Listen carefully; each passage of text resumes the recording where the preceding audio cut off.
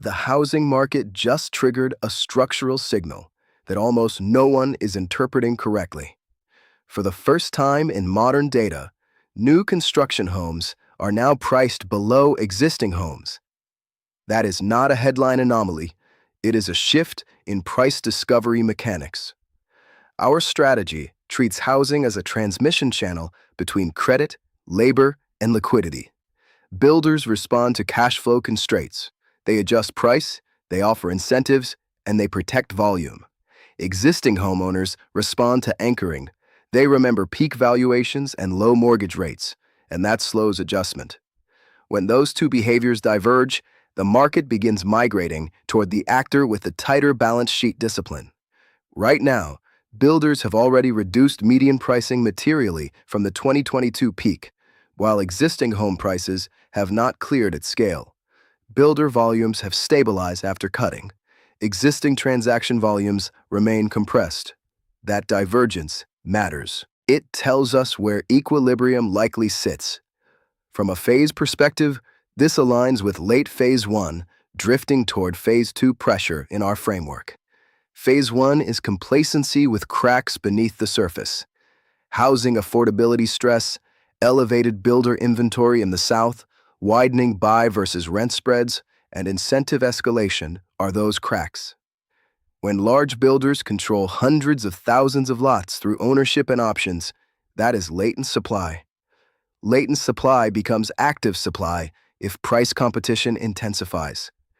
If you find this type of mechanism-based breakdown useful, consider subscribing so you can follow how these signals evolve across housing, credit, rates, and liquidity in real time. The benefit is not prediction. It is understanding sequence before headlines fully catch up.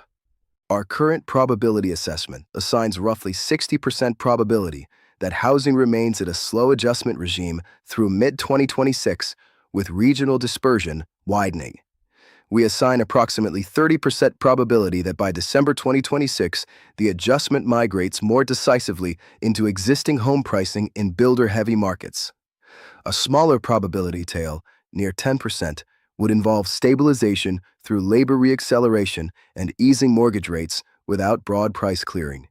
This is educational analysis, not investment advice, and it is built on probabilities rather than certainty.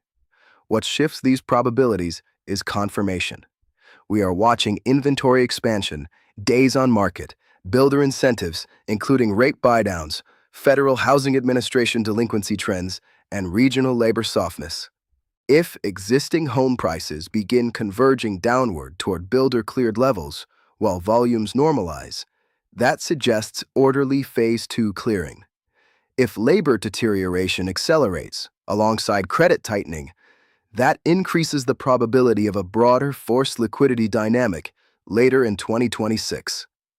The key insight is sequencing. Builders have moved first. Existing sellers have not. Markets tend to converge toward the participant most sensitive to cash flow constraints. Our strategy does not forecast collapse. We track pressure, confirmation, and invalidation.